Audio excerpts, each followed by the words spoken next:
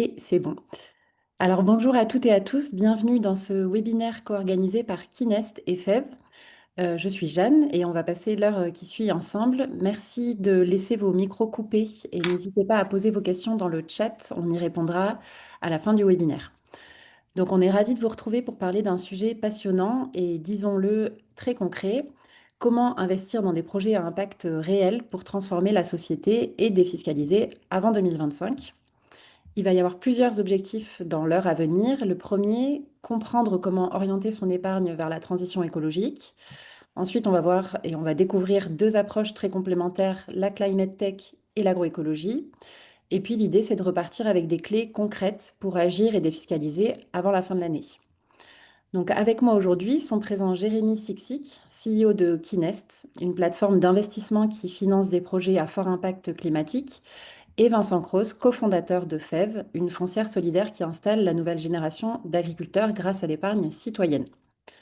Merci à tous les deux d'être là. Avant de plonger dans vos modèles respectifs, on peut commencer par une question de contexte qui serait pourquoi est-ce qu'il est si urgent de mobiliser notre épargne pour la transition écologique? Donc on va pouvoir commencer avec Jérémy. Si tu devais résumer l'urgence climatique en un chiffre ou une image, ce serait quoi pour toi? Bonjour à toutes et à tous, donc ravi d'être ici avec vous.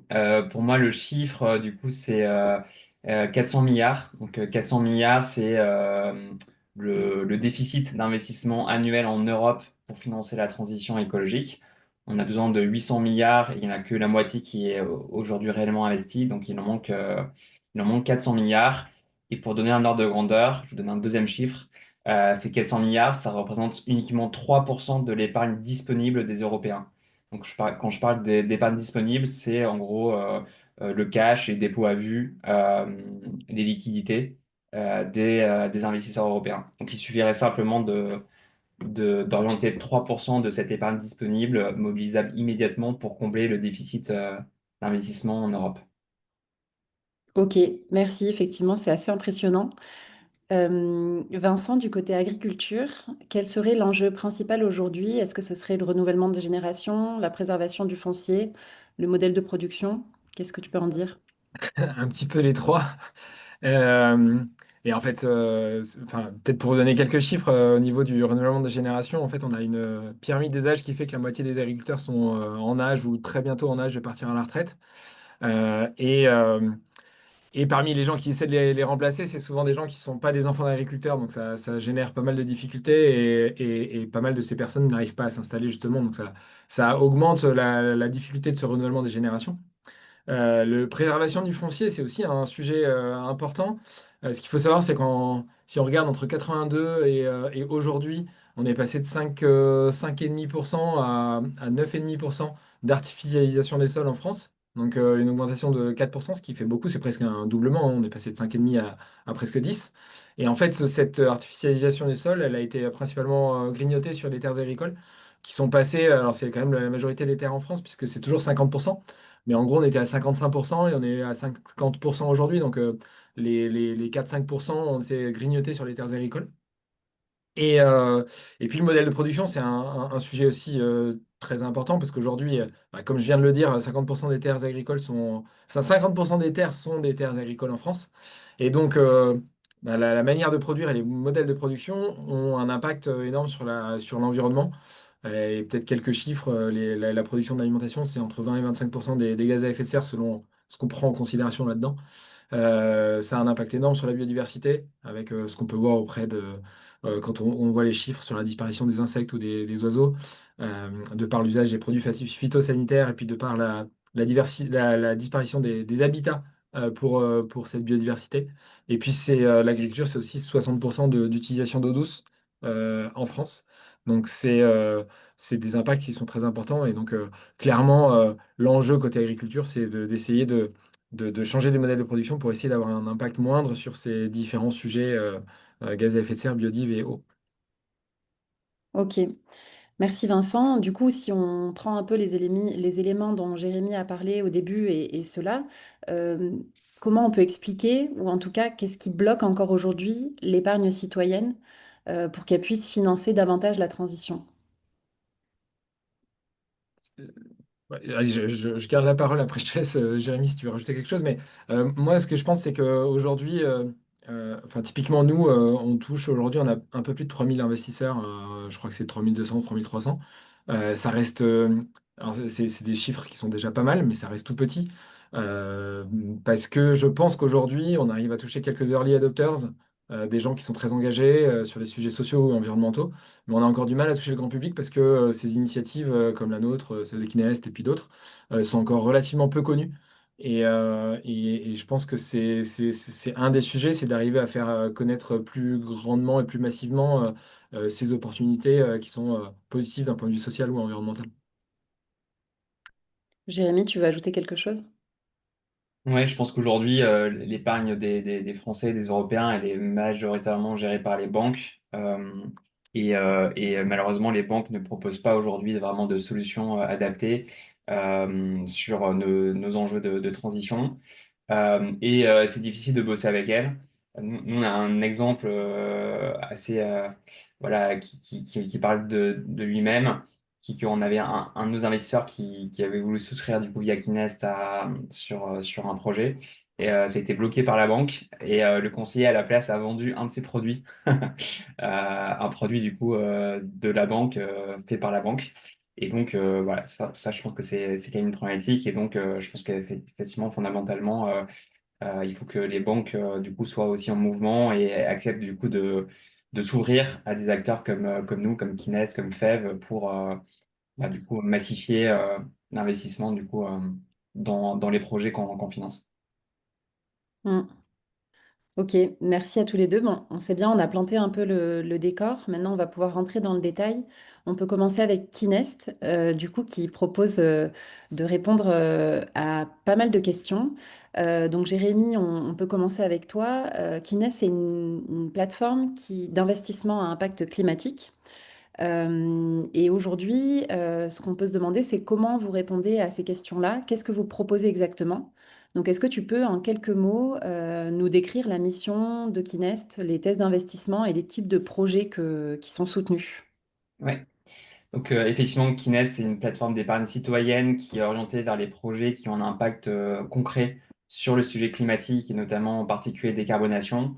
Et donc, notre objectif, c'est de démocratiser du coup l'investissement dans ces sociétés qui proposent ces solutions à impact positif. Il se trouve qu'aujourd'hui, le constat, c'est que grosso modo, les solutions, elles existent, les technologies, elles sont là. Ce qui pêche, effectivement, c'est le manque de financement et notamment, du coup, le manque de financement au niveau des citoyens, puisqu'on l'a vu notamment, les banques, malheureusement, font assez peu d'efforts pour financer directement des projets. Il se trouve que historiquement, on a souvent associé en fait l'impact, la transition écologique à des projets à faible rendement. Et c'est potentiellement une des raisons pour lesquelles notamment les banques ou les gros acteurs institutionnels continuent à financer d'autres types d'industries qui sont plus émissives et enfin, qui historiquement avaient peut-être des rendements qui étaient plus élevés. Mais aujourd'hui, en fait, on arrive à une phase de maturité. On est en 2025. On a des gros enjeux climatiques en Europe à 2030, à 2050. Et donc, c'est maintenant, en fait, que du coup, il y a de plus en plus, mine de rien, d'investissements qui se font dans des technos, notamment, et des solutions qui ont un impact massif. Et donc, on arrive en fait à avoir sur le secteur de l'impact de la décarbonation des rendements qui sont très intéressants, qui sont, pour l'instant, on n'a pas encore démontré qu'ils pouvaient être supérieurs à des industries plus classiques. Mais a priori, on peut assez facilement faire la démonstration qu'à horizon 5-10 ans, on aura des rendements qui pourront être même supérieurs à des industries type pétrolière, par exemple. Et donc, nous, ce qu'on veut faire, c'est réconcilier un impact financier, donc rendement financier, avec l'impact climatique. On pense que les deux peuvent aller de pair. Et donc, on s'attache à sélectionner des projets qui ont un potentiel économique et financier très intéressant parce qu'ils sont sur à la fois à la pointe technologique, mais aussi parce que ils sont sur des marchés très porteurs en matière de décarbonation avec des industries qui ont des objectifs climatiques, que ce soit en termes de réglementation ou vis-à-vis de la pression citoyenne, ont des enjeux à se décarboner rapidement. Et ce qu'on fait surtout, c'est voilà, démocratiser l'investissement à partir de 500 euros dans des sociétés qui normalement sont des sociétés qui sont pas, où on peut pas investir facilement en tant que citoyen, ce sont des sociétés non cotées en bourse et qui ouvrent leur capital souvent plutôt à des institutionnels, à des fonds d'investissement. Donc nous, on permet aujourd'hui de flécher du coup l'épargne citoyenne des 500 euros dans ces projets-là, avec un objectif de mesure concret de l'impact extra-financier, notamment avec la mesure sous forme de tonnes de CO2 évitées qu'on va pouvoir reporter aux investisseurs chaque année. Ok, ça marche. Et du coup, c'est quoi vos critères de sélection justement pour ces projets? Et tu parlais de mesurer l'impact CO2, ça se passe comment? Comment vous faites ça? Et comment vous vous assurez de la solidité économique des projets justement?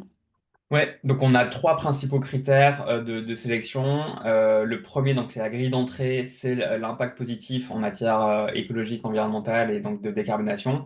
Donc c'est le premier filtre, hein. Si un projet en fait ne répond pas en fait à cette problématique-là, ne va pas passer ce premier filtre. Donc on va évaluer les émissions soit sur la base de rapports existants, donc si c'est des technologies qui sont déjà live, qui sont déjà matures, soit si c'est des technologies en construction, on va s'appuyer sur des analyses faites par des tiers indépendants qui vont estimer tout simplement le potentiel d'impact de telle solution. Donc c'est fait par des cabinets indépendants. Donc ça c'est le premier angle. Le deuxième angle c'est sur l'aspect économique et financier. Pour avoir de l'impact, il faut que ce soit des sociétés qui puissent se développer du point de vue économique avec un business model qui tient la route, qui auront certes au départ besoin de financement, mais qui à terme seront rentables et donc pourront s'autofinancer. Puisqu'en fait, ça n'a pas de sens de financer des boîtes qui, au bout de quelques années, malheureusement, n'auront plus les possibilités de se développer du point de vue financier. Et le troisième critère, c'est l'humain. Donc, c'est financer des entrepreneuses, entrepreneurs avec un certain track record qui sont soutenus par un certain écosystème et qui ont du coup derrière le potentiel de développer des entreprises au niveau global et pas uniquement du point de vue français. Et donc, voilà, chaque critère, en fait, derrière est évalué avec une méthodologie de type scorecard. Et donc, effectivement, ouais, je crois que voilà, on a mis le lien vers un article qui détaille un petit peu notre méthodologie de sélection si vous souhaitez en savoir plus. Ok, super. Et à quoi ça ressemble du coup un investissement typique chez vous en termes de montant, de durée, de rendement et de liquidité Oui, donc grosso modo, on investit dans des entreprises qui ont entre 1 et 10 ans. Donc sur différents niveaux de maturité, ça va des entreprises qui sont vraiment en lancement à des entreprises qui sont déjà matures, qui ont déjà un produit commercialisé. En termes de montant, ça va de 150 000 à jusqu'à 3 millions d'euros. On a financé des projets à plus de 3 millions d'euros. Et en termes de durée, on est sur comment dire, un terme d'investissement à 5 à 7 ans, un horizon pardon, de liquidité à 5 à 7 ans, pour laisser le temps aux entreprises de pouvoir se développer, de pouvoir développer leur technologie, leur marché. Et d'ailleurs, on est sur de l'investissement principalement en capital. Aujourd'hui, on est uniquement dans l'investissement en capital. Donc, les investisseurs deviennent actionnaires de l'entreprise et espèrent du coup un rendement sous forme de plus-value au niveau de la valorisation de l'entreprise à mesure que l'entreprise va se développer. Et donc, voilà, pour exemple, on a financé notamment des projets en partenariat avec Team for the Planet, que vous connaissez peut-être ici. Et récemment, on a financé deux projets de leur portefeuille. Une entreprise qui s'appelle Monomeris, qui permet de recycler tout type de déchets, notamment plastiques, mais pas que, et de transformer en fait ces déchets en matière première qui peut être réutilisable à l'infini. On est vraiment sur du recyclage à 100% et d'économie circulaire. Et une autre qui s'appelle Leviathan Dynamics, qui permet de développer une climatisation 100% décarbonée, qui fonctionne uniquement avec de l'eau, et donc en l'absence de gaz fluorés, qui sont parmi les gaz les plus émetteurs, c'est 150 fois l'émission de CO2. Par rapport, pardon, c'est 150 fois plus émettif un gaz fluoré qu'il y a dans les clims que du CO2. Donc voilà parmi les quelques exemples. Ok, ça marche. Et est-ce que tu peux nous dire un petit mot sur votre communauté d'investisseurs, parce qu'elle a l'air assez importante. Qui ils sont et pourquoi, enfin, qu'est-ce que tu pourrais dire pour donner envie à des futurs investisseurs de vous rejoindre dans cette communauté? Ouais. Donc aujourd'hui, on a 8000 membres qui sont inscrits sur Kines, donc c'est gratuit, hein. Vous pouvez rejoindre facilement la communauté sur kines.co. Vous pouvez rejoindre sans investir, plus pour également être tenu au courant des innovations. On aime bien dire que en fait, Kines, ça signifie le plus enthousiaste, c'est la traduction littérale. Et en fait, l'idée, c'est de montrer qu'il y a des innovations, des initiatives qui sont porteuses. Et donc, voilà, on a 8000 membres aujourd'hui qui suivent un peu les projets qu'on finance. On en propose un par mois. Et parmi ces 8000 membres, on a 3650 investisseurs actifs, donc des personnes qui ont vraiment investi. Donc, je crois que c'est à peu près comme Fève. Je ne sais pas si vous voulez que je prenne aussi des questions directement ou Ouais, à la fin, justement. je pose des questions un peu liées à... Bah, j'allais te les poser parce qu'il y en a deux de Martin qui peuvent être intéressantes. La première, c'était est-ce que vous travaillez avec Kinest, avec des banques? Et ensuite, il a demandé si vous suivez les jeunes entreprises après la levée pour limiter le risque pour les investisseurs. Donc, comme ça, on peut répondre directement. Alors, on ne travaille pas directement avec les banques, c'est un peu ce que je disais, c'est qu'on aimerait pouvoir travailler plus facilement avec elles, mais elles sont encore un peu fermées. Donc, bon, c'est du work in progress, on va dire, pour effectivement faire en sorte qu'elles puissent parler Kines et potentiellement nous distribuer. Sur la question du suivi, ouais, ça fait partie de notre parti pris. En fait, on finance peu de projets, donc maximum un par mois. Mais du coup, on est extrêmement sélectif sur les projets qu'on finance, donc on n'en prend que 5%. On reçoit 20 dossiers, on n'en propose que un par mois. Donc derrière, ça nous permet d'avoir un suivi vraiment poussé. Donc on prend part systématiquement on a une place au conseil d'administration de la société. Donc on prend part à la gouvernance de la société. Et l'idée, c'est au-delà du financement, c'est de créer en fait un écosystème, notamment autour des investisseurs qu'on a autour de nous, pour aider les entreprises à se développer. Voilà. Ok. Autre question de Stéphane. Les projets ou entreprises sont toutes en France ou est-ce que cela peut être à l'étranger? Oui, alors aujourd'hui, elles sont toutes en France parce voilà, il faut bien démarrer par un pays, donc forcément, bon, voilà, on a démarré par la France. On a par contre une vision européenne, donc dès 2026, on va ouvrir du coup des financements sur d'autres pays, avec un objectif qui va rester par contre européen, parce on a en fait une conviction également sur la souveraineté européenne, c'est-à-dire qu'en fait financer également la transition écologique énergétique, c'est aussi financer l'indépendance européenne. On voit en fait depuis notamment la guerre en Ukraine, depuis l'élection de Trump, qu'il y a de plus en plus de pressions qu'ils exercent sur l'Europe. Et notamment, c'est des pressions qui sont liées en fait à l'énergie, à notre dépendance aujourd'hui au gaz russe, au pétrole, etc. Et donc, si on veut devenir plus fort aussi du point de vue euh, politique et économique, il faut qu'on finance du coup la transition énergétique à Ok. l'échelle européenne et pas que française. Ok, merci pour la précision. J'enchaîne avec une question d'Antoine qui demande s'il y a une version Kinest dédiée aux solutions à risque sans CA, donc Précide, qui sera peut-être une réalité un jour. Alors oui, en fait, on va du coup, enfin, on finance des projets qui vont du Pre-Seed jusqu'à Serie A. Donc Pre-Seed, c'est vraiment un amorçage quand la solution n'est pas encore aboutie. Serie A, c'est quand on a une solution qui est live, une innovation qui est sur le marché et on veut accélérer du coup le développement commercial. Donc oui, c'est déjà le cas. On a financé notamment récemment Veridion, qui est une entreprise qui a été créée en fait en 2025. Donc une jeune Ok, pousse. super, bel exemple. Une question de Nathalie qui demande des précisions sur ce qu'elle a vu sur le site à propos de la sécurité. Il est mentionné que les actifs sont consignés dans un registre d'actionnaires géré par un tiers et qui sont protégés en cas de défaut de Kinest. Elle demande à développer cette partie. C'est souvent une question qui est posée en fait parce qu'on est pas mal d'acteurs de la finance responsable qui sont plutôt jeunes et donc forcément légitimement les investisseurs se demandent qu'est-ce qui se passe si Kines en fait arrête de fonctionner un jour. Et donc nous ce qu'on a mis en place dès le départ c'est que on distingue en fait le développement de la plateforme, donc notre plateforme qui permet de sélectionner les projets, d'investir facilement, etc. de la partie actionnariale. C'est-à-dire qu'en fait quand vous investissez via Kines, nous on facilite l'investissement via la plateforme mais derrière, concrètement, il y a un registre d'actionnaires qui est détenu par des avocats qui sont indépendants de Kinest.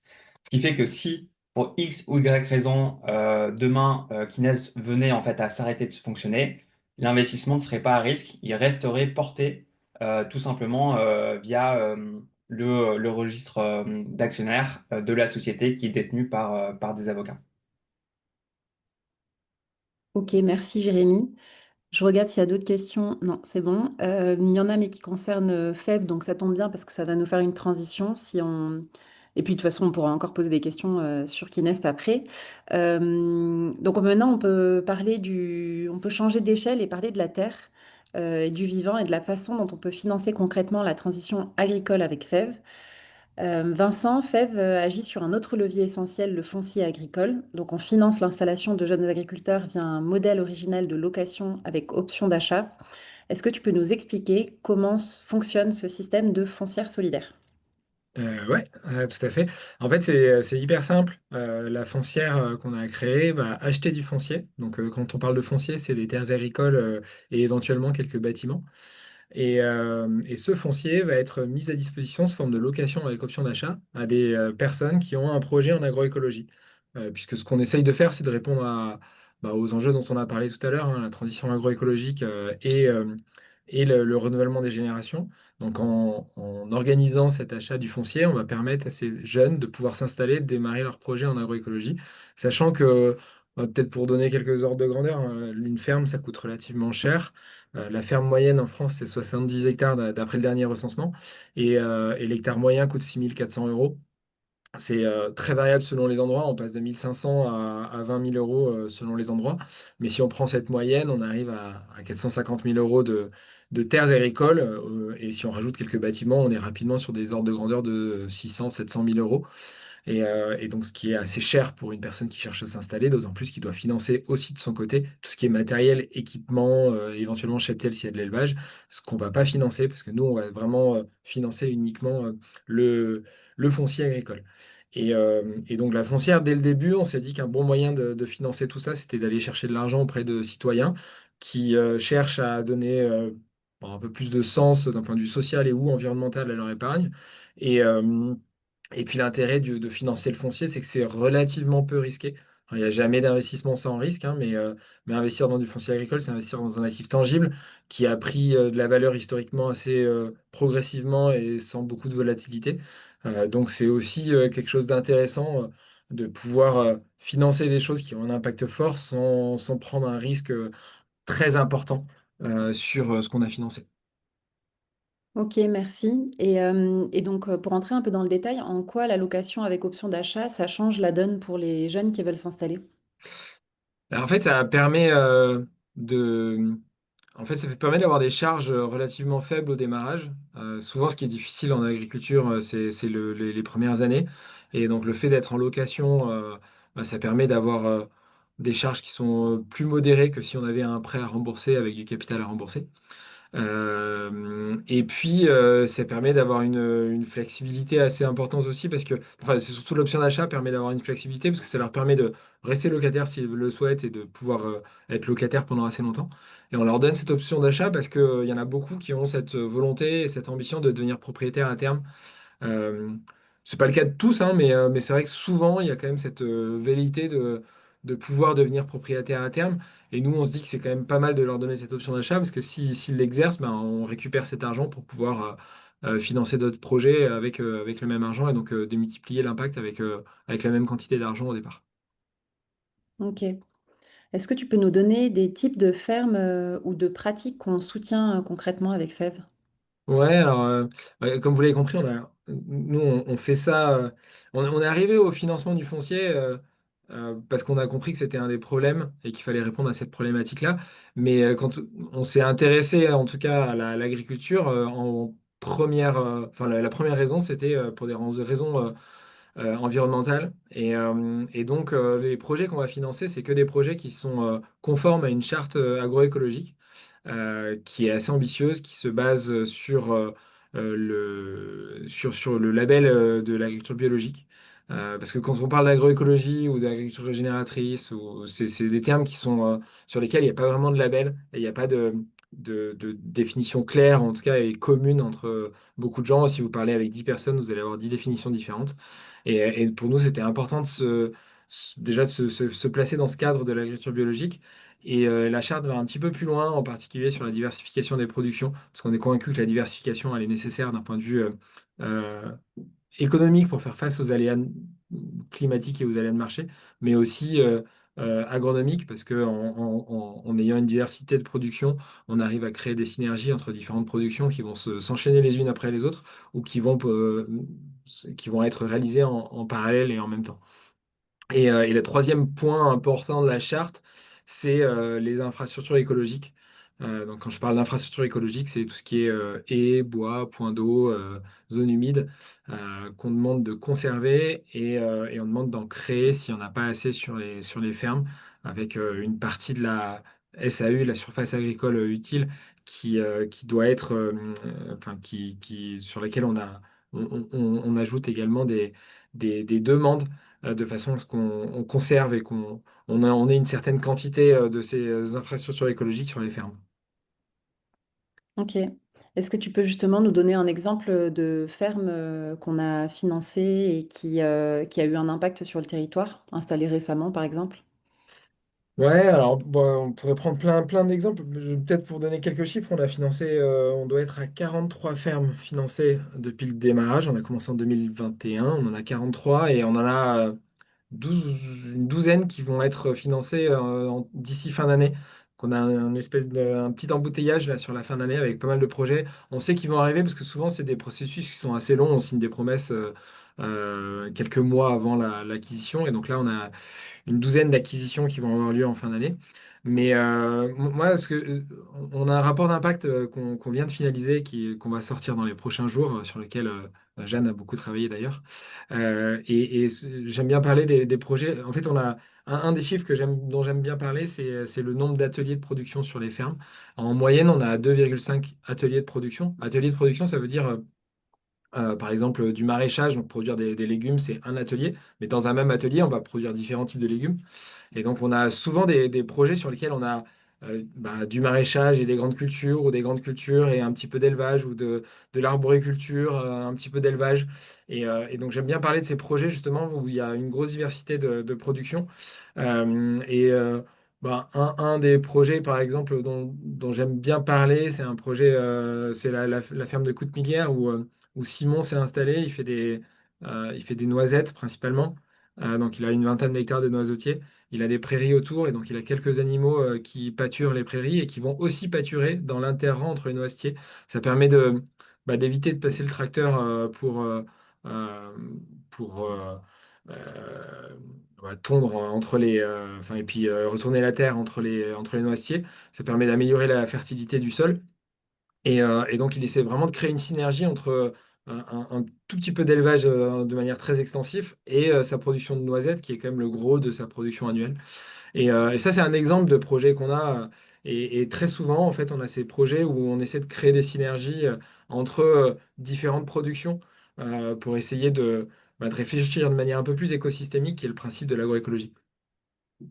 Ok, j'en profite pour prendre quelques questions qui concernent justement les fermes. Il y a la question de Martin qui demande si les sujets énergétiques sont aussi un des enjeux sur les fermes de notre côté. Ouais, oui, oui, à plusieurs niveaux. Déjà, ce qui est intéressant sur les fermes, c'est qu'il y a pas mal de bâtiments avec des toitures. Et donc, nous, on essaye donc des bâtiments de stockage ou des bâtiments, éventuellement des bâtiments dans lesquels il y a un petit peu d'élevage aussi, ou parfois. Mais c'est souvent plutôt des bâtiments de stockage, ceux qui sont les plus gros. Et donc, on a des toitures de manière assez imposante. Et donc, nous, ce qu'on se dit, c'est qu'il faut profiter de toutes ces toitures pour essayer de produire de l'électricité. Donc on a lancé beaucoup de projets de production photovoltaïque sur ces bâtiments. On en a deux qui sont sur lesquels les panneaux ont été posés là récemment et qui vont commencer à produire de l'électricité, à être raccordés au réseau. Le premier, je crois que c'est ce mois-ci, l'autre, ça doit être en décembre. Et on en a huit autres qui vont arriver dans les prochains mois. Donc ça, on essaye de le faire dès que c'est possible et dès que ça a du sens, à la fois d'un point de vue euh, d'un point de vue écologique, mais aussi d'un point de vue économique. Et là, pour le coup, le point de vue économique, c'est de plus en plus compliqué parce que les tarifs ont été fortement réduits ces derniers temps. Et donc, les projets sont pas toujours faisables d'un point de vue économique. D'autant plus que lorsqu'on a des bâtiments agricoles, certains sont un petit peu âgés. Quand on veut installer des panneaux solaires, il faut renforcer la structure et il y a des coûts qui font que c'est pas forcément rentable. Mais en tout cas, on regarde tous ces sujets-là et on pense que c'est intéressant. Après, sur la partie énergétique, Euh, Typiquement, on essaie de favoriser des projets qui vont plutôt vers la production d'alimentation et pas la production d'énergie. Donc on a, mais malgré tout, il peut y avoir un intérêt de temps en temps avec des cultures intermédiaires à faire éventuellement un petit peu qu'on s'appelle de biomasse. Mais on n'a pas de projet aujourd'hui qui vont dans ce sens-là. Et donc, au-delà de la production d'électricité sur les toitures, pour l'instant, on n'a pas d'autres sujets qui touchent à l'énergie. Ok, Ah, et merci. non, si, peut-être j'ai oublié un truc et je trouvais assez intéressant. Pour le coup, c'est un exemple, c'est une ferme, mais celle-là, je la trouve vraiment chouette. Ils ont des haies et en fait, ce qu'ils font avec leurs haies, c'est qu'ils récupèrent du bois pour faire des pellets qu'ils utilisent pour sécher leurs céréales. Donc, ils ont un séchoir à grains qui fonctionne avec des pellets qu'ils le fabriquent eux-mêmes grâce aux haies sur la ferme. Donc, il y a un vrai sujet bah, un peu d'économie circulaire sur la ferme. Et ça, on trouve ça hyper intéressant. Il y en a d'autres qui réfléchissent à faire un petit peu la même chose sur leur ferme, et ça, on trouve ça plutôt chouette. Top, merci pour l'exemple. Une autre question de Michel qui demande si parmi les 43 fermes installées, il y en a qui ont déjà fait, qui ont déjà fait jouer, pardon, l'option d'achat. Non, pas encore. Et on pense que c'est un peu tôt. Nous, au départ, d'ailleurs, on avait on avait, dans les règles qu'on avait mis en place, on avait mis en place que cette option d'achat se donnait qu'à partir de 7 ans. Parce que souvent, ils vont quand même s'endetter. Et ça sera un peu une question, est-ce qu'on travaille avec les banques? Il y a différentes manières de voir la chose, mais nous, quand on va financer le foncier, ben, souvent les banques vont financer tout ce qui est matériel, équipement, éventuellement cheptel. Et sur des prêts qui sont entre 5 et 10 ans, c'est des prêts moyen terme. Et donc, ce qu'on envisage, c'est que les personnes soient prêtes à acheter le foncier une fois qu'elles auront fini de rembourser ces prêts. Et donc, pas avant 5, 6, 7 ans, a priori. Peut-être que ça arrivera avant, mais on est assez peu. En tout cas, on ne pense pas que ça arrive vraiment avant. Et comme les premiers projets qu'on a financés, ils ont 4 ans, c'était en août 2021, pour l'instant, on n'en a pas. Ok. Et on peut aussi parler du côté investisseur. C'est une des dernières questions que j'avais. À quoi ça sert, à quoi va servir concrètement l'argent collecté? Est-ce que tu veux nous parler du défi collectif qui a lieu en ce moment avec FEV? Ouais, l'argent collecté, ben, comme je le disais, en fait, il vient. Les gens investissent dans une structure, la foncière, c'est une structure qui va pouvoir investir dans tous les projets qu'on finance. Et donc, il sert directement à acheter le foncier des projets sur lesquels les personnes, les porteurs de projets vont s'installer. Et donc, là, comme je vous le disais, on a plein de projets qui vont se concrétiser en fin d'année. Les projets qui se concrétisent en fin d'année, l'argent, on l'a déjà parce on peut pas s'engager à acheter alors qu'on n'a pas encore l'argent.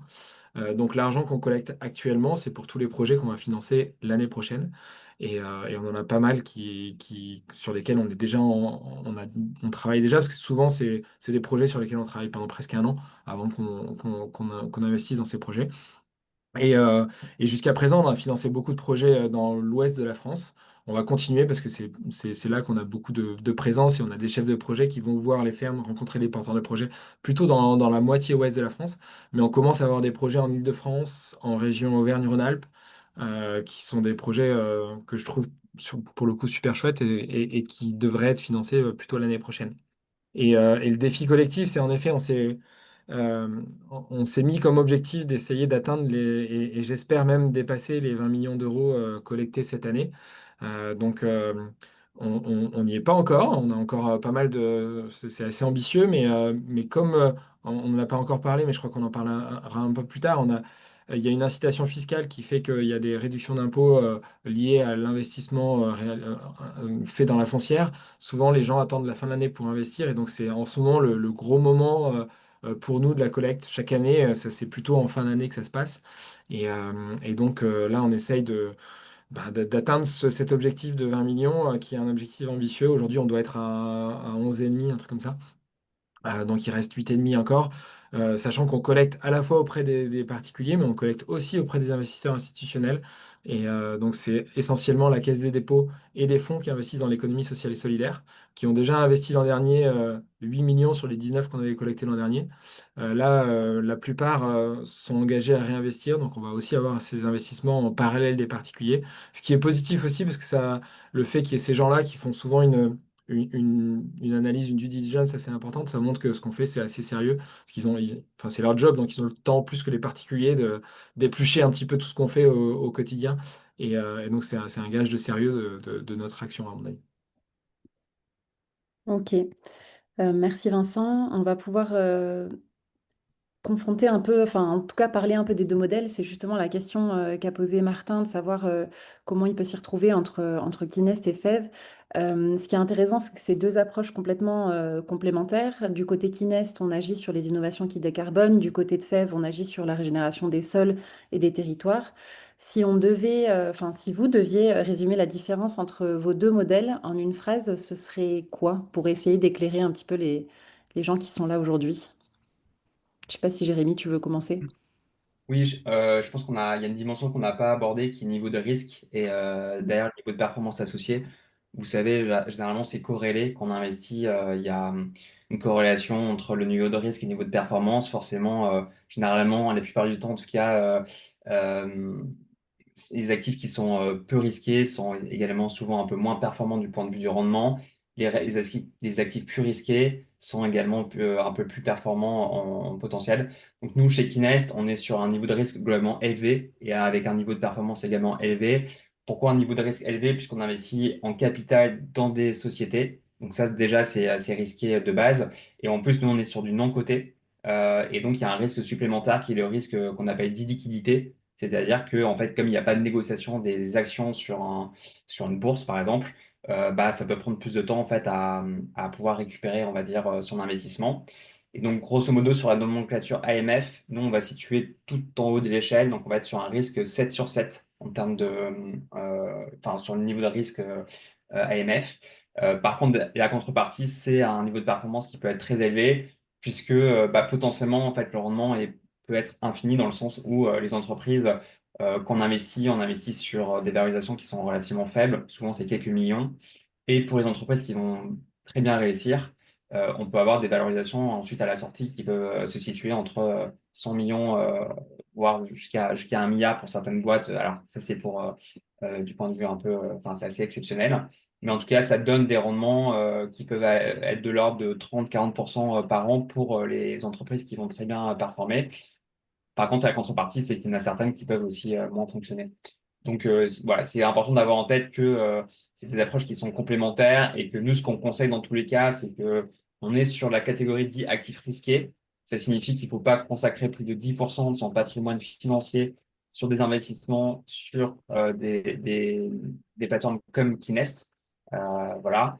Mais c'est intéressant du coup d'avoir une fraction voilà, de son patrimoine, de son épargne sur un niveau de risque élevé, puisque derrière, euh, l'impact aussi peut être très élevé en termes d'impact extra-financier, parce que si arrive en fait à développer du coup des entreprises qui arrivent à décarboner massivement, forcément ça aura un impact aussi également massif du point de vue des émissions de CO2 évitées. Et ça, c'est quelque chose qu'on va vraiment mesurer et qu'on va reporter aux investisseurs. C'est-à-dire que quand vous investissez avec Ines, vous avez à la fin de l'année un bilan en termes de tonnes de CO2 évitées que votre argent a permis vraiment enfin, à contribuer directement à éviter, puisqu'on est vraiment sur l'investissement directement dans les sociétés. Merci pour le résumé. Est-ce que Vincent, tu peux nous faire un peu la même pour, pour Fève? Non, bah, enfin, non, mais globalement, c'est la différence, je suis complètement d'accord. C'est deux. On parle de deux choses qui sont très différentes en termes de risque et de rendement. On a un objectif qui est commun sur le sens qu'on veut donner à notre épargne, mais un risque très différent puisque nous, l'investissement, il se fait, enfin, côté FEF, c'est un investissement dans un actif tangible qui est la terre agricole qui prend un petit peu de valeur tous les ans, pas beaucoup, mais ça prend un petit peu tous les ans. C'est du 3% en moyenne depuis 30 ou 40 ans avec très peu de volatilité. Quand on regarde l'évolution du prix de la Terre, c'est presque une droite. Et donc, Et après, les loyers qu'on fait payer à des agriculteurs, c'est des choses qui sont très réglementées, donc c'est des loyers qui sont relativement faibles aussi. Donc la rentabilité, elle est mesurée, mais elle est relativement peu risquée. Donc c'est la principale différence qu'on a entre ce que peut proposer Kinest et ce qu'on propose nous chez FEV. Ok. Et est-ce que vous auriez des situations dans lesquelles vous conseilleriez plutôt l'un que l'autre? Bah, enfin, ouais, pardon, je prends la parole, Jérémy, mais Vas-y, euh, vas-y. pour moi, c'est des choses tellement différentes que c'est pour moi, c'est complémentaire en fait. C'est pas l'un ou l'autre. Enfin, si, ça peut être l'un ou l'autre, ça dépend de ce qu'on recherche en fait en termes de risque, de rendement et puis d'impact. C'est pas exactement les mêmes impacts non plus. Nous, on a typiquement, quand on investit dans la terre et dans les projets qu'on finance, c'est un impact social et environnemental. Avec peut-être la partie carbone, elle se voit un petit peu moins que les sujets biodiversité et eau, parce que typiquement, quand on pousse le bio, alors, il y a un impact carbone aussi, mais c'est pas le sujet principal, on va dire, de l'agriculture. Pour moi, le sujet principal de l'agriculture, c'est l'impact sur la santé, la biodiversité, l'eau qui sont d'autres impacts environnementaux qui sont hyper importants. Il y a le carbone, l'impact de l'agriculture sur le carbone, c'est plutôt réduire l'élevage et réduire la consommation. Donc ça se fait plus par l'alimentation que par l'agriculture pour moi, même si les deux sont hyper liés. Mais les nouvelles façons de produire de l'alimentation, bon, alors on peut stocker un peu plus de carbone dans le sol, clairement, mais les sujets hyper importants pour moi, c'est la biodive. Et puis côté social, etc. Et donc, en investissant dans FEV, on a cet impact-là. Et donc, c'est pas exactement les mêmes impacts. Après, selon les investissements que vous allez faire via Kinest, bah, selon les projets, il va pas y avoir exactement le même typologie d'impact aussi. Donc il y a cette différence-là aussi, mais pour moi, c'est deux choses qui sont complémentaires. Ce que disait Jérémy tout à l'heure sur le fait que le risque, il est 7 sur 7 côté Kinest. Nous, on est plutôt milieu. En fait, normalement, dans l'absolu, le fait d'investir dans du foncier, on devrait être sur du 1 sur 7 ou 2 sur 7. On est un peu plus élevé que ça parce qu'on est une structure qui est relativement jeune. Donc en général, les gens nous situent plutôt aux alentours de 3-4. Mais voilà, c'est pas du tout le même risque. Et donc, c'est pas du tout le même objet, c'est pas exactement le même objectif d'un point de vue particulier. Ouais, peut-être pour compléter et répondre à ta question sur les situations, je pense qu'effectivement, donc, il y a un sujet d'appétence au risque, déjà, premièrement. Il y a un sujet aussi d'équilibre de son patrimoine, de son allocation d'actifs en jargon, on va dire, financier. Et donc, typiquement, si vous êtes peu exposé au risque, ça peut être intéressant d'avoir une petite poche voilà, d'actifs un peu plus risqués. Si vous êtes déjà pas mal exposé au risque parce que vous avez une bonne partie de votre patrimoine déjà placé par exemple sur des supports plus risqués comme la bourse ou autre chose, ça peut être intéressant d'avoir au contraire du coup une allocation sur des actifs un peu moins risqués. Donc ça, c'est sur l'approche vraiment risque pur. Et ensuite, il y a aussi une autre approche pour faire la transition, peut-être sur le sujet qui est la fiscalité, où effectivement, il peut y avoir des situations où ça peut être intéressant aussi du coup d'investir, notamment là, sur certains projets qu'on propose avec Kinest, nous, on va proposer dans certains cas de figure jusqu'à 50% de réduction d'impôt sur le montant investi.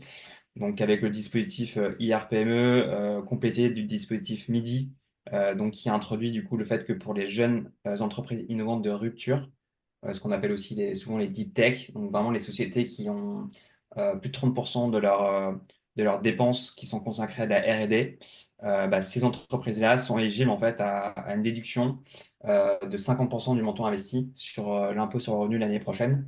Et donc concrètement, si vous investissez 1000 euros cette année, donc là notamment sur le projet qu'on lance jeudi prochain, vous pourrez en fait récupérer 500 euros l'année prochaine lors de votre déclaration d'impôt 2026. Voilà, donc j'anticipe un peu le sujet fiscal parce que ça peut faire partie aussi des thématiques de bah, pourquoi vous choisissez tel outil d'investissement en ayant rappelé que les deux sont complémentaires et c'est intéressant d'investir dans les deux aussi. Mm. Bah, c'est parfait, ça fait une belle transition, parce que la conclusion de la partie juste avant, c'était de dire qu'en fait, c'était important de diversifier aussi son portefeuille d'investissement. Et donc là, l'idée, c'était de rentrer dans la partie fiscalité. Donc tu viens d'en parler, Jérémy. L'idée, c'était qu'on pose un peu les bases des dispositifs fiscaux qui s'appliquent à vos deux modèles, que ce soit autant chez Kinest que chez FEV. Donc toi, en tout cas, du côté de Kinest, Jérémy, tu dis que ça dépend en fait tout simplement des projets que vous allez financer. C'est ça? Ouais, très rapidement pour finir, en fait, grosso modo, les réductions d'impôts, ça va de 18% jusqu'à 50%. Donc 18%, c'est le cas de base, c'est n'importe quel type de société, alors bien sûr qui répond à certains critères, mais en tout cas, toutes les sociétés qui passent sur Kines, c'est au moins 18% de réduction d'impôts, c'est ce qu'on appelle l'IR-PME classique. Et ensuite, on a deux autres cas de figure. Un autre cas de figure pour les jeunes entreprises innovantes de croissance, où là, on a 30% de réduction d'impôts. Et un dernier cas de figure que j'évoquais pour les deep tech, donc vraiment les sociétés d'innovation de rupture, où ça monte jusqu'à 50% de déduction d'impôt sur le montant investi. Euh, voilà. Donc on précise à chaque fois Mm. sur les projets, bien sûr, qu'on propose, le niveau de déduction fiscale qui s'applique. Ok, ça marche, merci.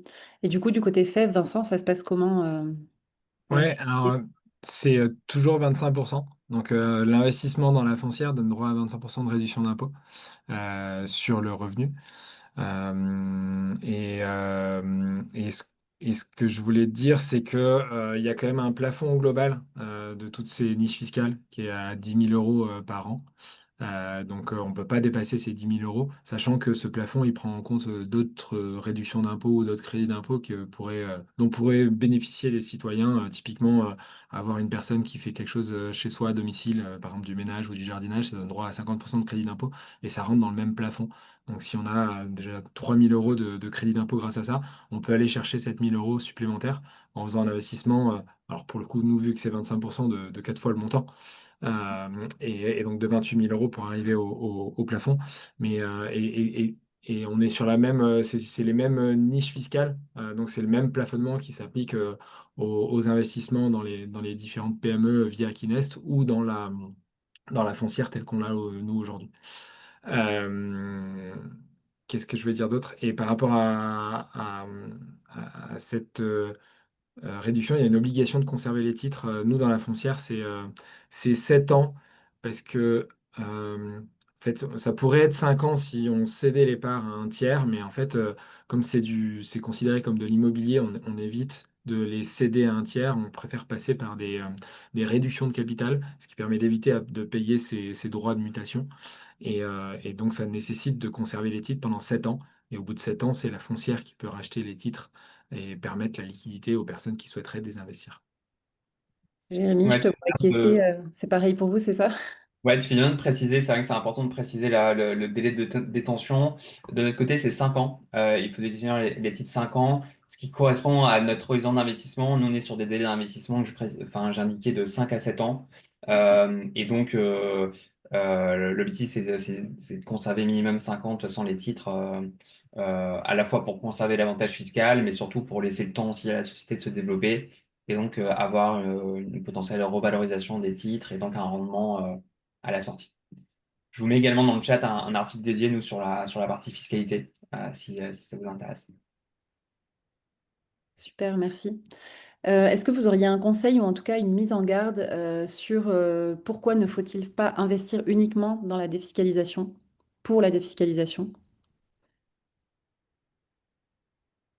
Ouais, enfin, pour moi, les réductions ou les crédits d'impôt ou la défiscalisation, c'est quelque chose qui ajoute un peu de rentabilité, donc il faut le prendre globalement. Ça permet d'ajouter un petit peu de rentabilité à l'investissement qui est fait.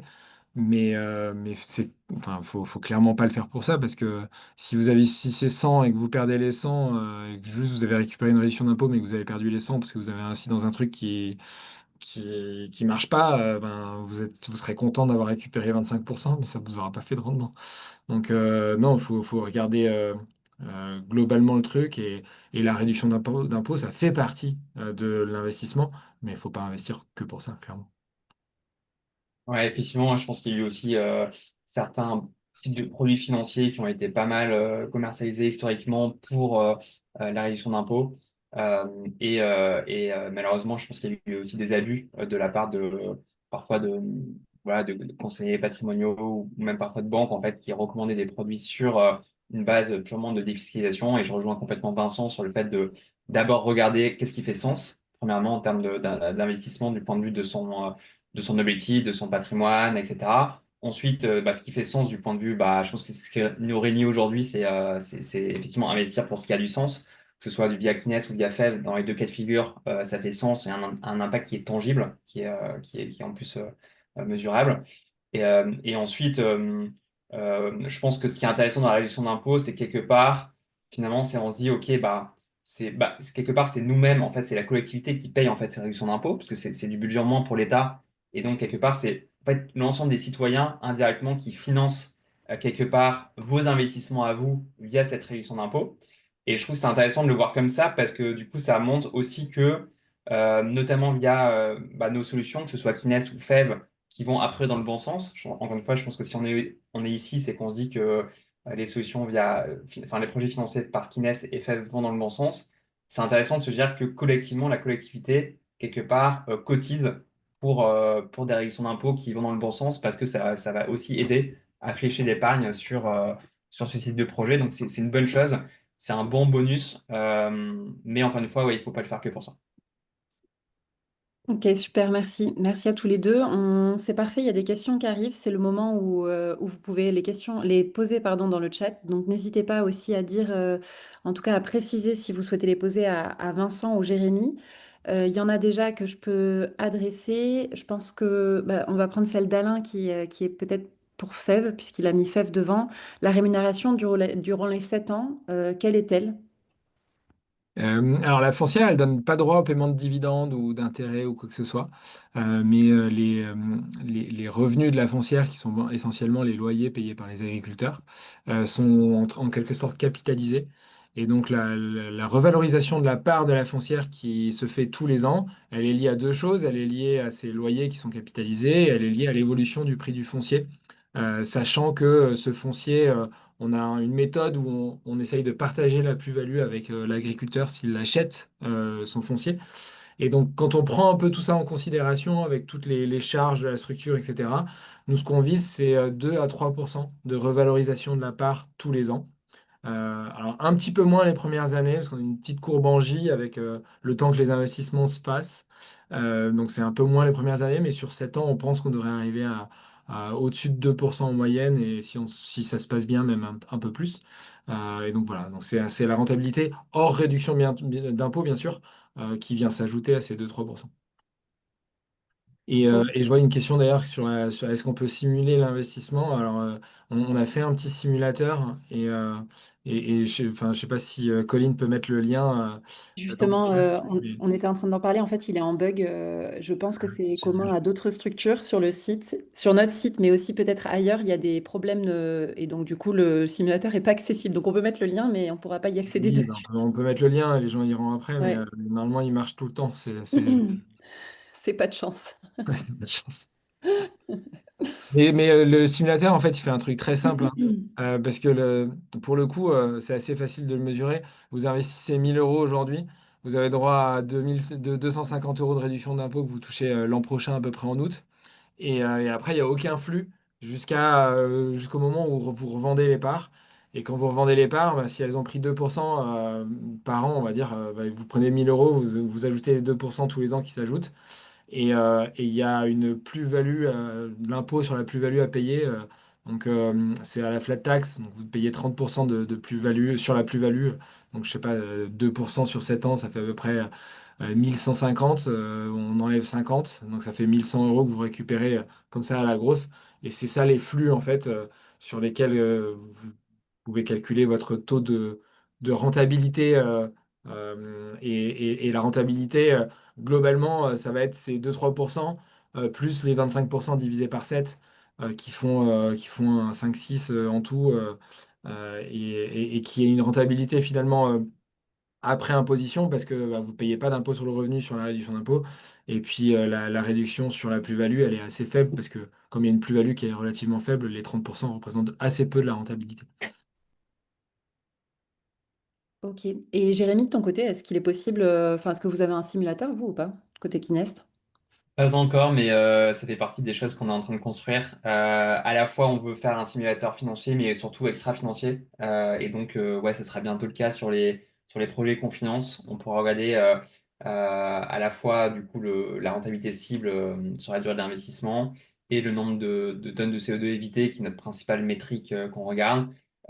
Et pour certains projets, enfin, il y a d'autres métriques que la tonne de CO2 qu'on pourra simuler. Donc, ça va arriver.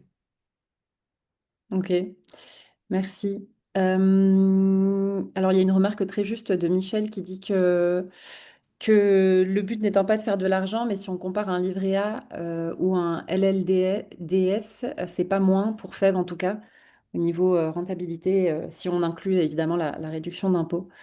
Euh, et je vois qu'il y avait une question de Alain. Je ne sais pas si Vincent, tu as totalement répondu. En tout cas, si on souhaite sortir ses parts, qui le déclenche et est-ce qu'on peut le laisser ad vitam? Alors, je viens de mettre un autre lien vers le simulateur parce qu'il y en a un qui fonctionne. Si on passe pas par le site, ça marche. Donc, je viens de le mettre sur le site. Et pardon, donc j'écoutais pas complètement, mais est-ce que tu peux me répéter la question parce que je suis en train de. La question d'Alain, c'était de savoir si on souhaite sortir ses parts de chez FEV. Est-ce que c'est nous qui le déclenchons? Comment ça se passe? Et est-ce qu'on peut les laisser ad vitam si on le souhaite? Ouais, on peut le laisser ad vitam, et c'est même génial pour nous parce que ça nous permet d'avoir une super visibilité et donc c'est encore mieux.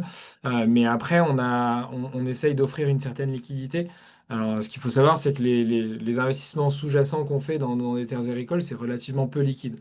Et donc, pour permettre la liquidité aux gens qui investissent, on leur permet de sortir une fois par an. Donc, tous les ans, vous pouvez demander à sortir. Alors, il y a 3 ans pendant lesquels vous pouvez pas sortir. Les 3 premières années, il n'y a pas de sortie possible, mais à partir de la troisième année, c'est possible. Sachant que si vous sortez avant l'année 7, vous perdez la réduction d'impôt, donc il faut quand même garder ça en considération et se dire qu'il vaut mieux les garder 7 ans. Mais sinon, tous les ans, factuellement, vous pouvez demander à sortir avant le 31-12 de l'année. Et l'année, la sortie, elle est effective lors de l'AG qui valide les comptes de l'année N, donc 4-5 mois après, plutôt en mai de l'année suivante, sur la base de la valeur qui est définie lors de cette AG, parce que bah, chaque année, la valeur de la part est réévaluée une fois par an. Et donc, comment on gère cette liquidité? On garde une partie des sommes qui sont collectées. Donc ça, c'est l'AMF qui nous demande de conserver une partie de ces sommes qu'on collecte. Donc on conserve 15% des sommes qu'on collecte pour permettre cette liquidité. Et ensuite, le reste de la liquidité, il est permis par les options d'achat qui sont exercées par les agriculteurs, ou à un moment donné, si vraiment on a beaucoup de désinvestissement et pas assez d'investissement, on peut toujours vendre les fermes qu'on a financées. Mais c'est pas l'objectif premier. Mais en tout cas, c'est possible. Mais on a toujours voilà, cette petite poche de 15% qui nous permet de gérer la liquidité au quotidien et année après année. Ok, merci. Il y avait une question que j'ai laissée filer, mais pour Jérémy, Martin demandait s'il y avait des investisseurs institutionnels chez Kinest aussi. Alors nous, on fait beaucoup de co-investissements avec des investisseurs institutionnels. Ce qu'il faut savoir, c'est que la plupart du temps, donc c'est des fonds d'investissement qui investissent dans des sociétés qu'on identifie. Et en complément des fonds d'investissement, il y a du coup ce qu'on appelle la levée citoyenne ou la levée participative dont fait partie Kinest. Et donc en fait, on va venir compléter des tours de table auprès d'investisseurs plus institutionnels. Et notamment, récemment, on a co-investi avec la Caisse des dépôts et la filiale, du coup, qui est la Banque des Territoires, par exemple, sur le côté vraiment beaucoup acteur institutionnel. Et sinon, ça va être des fonds d'investissement, on appelle dans le jargon des VC hein, pour la venture capital. Donc, des fonds qui sont spécialisés sur le financement d'entreprises plutôt assez jeunes avec un fort potentiel de croissance. Euh, donc voilà, pour répondre à la question. Et juste, je me permets de compléter rapidement la question que j'ai donnée tout à l'heure, la réponse sur les simulateurs. On n'a pas de simulateur, mais par contre, sur chaque projet qu'on propose, on a de la documentation et notamment un deck investisseur qui, en fait, explicite, bien sûr, le projet dans tous ses détails, mais aussi qui donne, du coup, un objectif de rendement pour chaque projet. Donc voilà, c'est pas un simulateur comme, voilà, aussi, on va dire, dynamique que celui que a pu proposer du coup Vincent, enfin, que vous avez chez FEV, mais vous avez quand même l'information sur le potentiel à la fois financier, extra-financier dans cette documentation investisseur. Ok, Ça marche. Je prends une dernière question et après on terminera. Il y a Michel qui demande si on place à terme les liquidités que vous conservez. Oui, oui, oui, on les place toutes. Alors sur des placements qui sont un peu cohérents avec ce qu'on fait. Donc on a la majorité des placements qu'on a, c'est des comptes à terme au crédit coopératif. Et ça, c'est pour les placements qu'on garde assez longtemps. Et pour les placements parce que quand on collecte de l'argent et comme je vous le disais, souvent il se passe plusieurs mois avant l'investissement parce qu'on signe des promesses, donc on s'engage à acheter, mais il se passe 2, 3 mois entre la promesse et l'acquisition, par exemple. Là, on les place plutôt sur des placements un peu plus liquides, et en particulier des SICAV monétaires sans risque, ou enfin quasi sans risque, et là aussi majoritairement auprès du crédit coopératif. Ok, super. Bon, je pense qu'on a fait le tour des questions. Si vous en avez d'autres, n'hésitez pas à répondre à l'email que vous recevrez d'ici quelques jours avec le lien du replay et les liens importants qu'on a partagés aujourd'hui. Merci à toutes et à tous d'avoir participé. Merci à Vincent et à Jérémy. Et puis n'hésitez pas à aller faire un tour sur le site de Kinest ou de FEV si vous avez d'autres questions. Passez une bonne journée. Merci. Merci. Au revoir. Au revoir.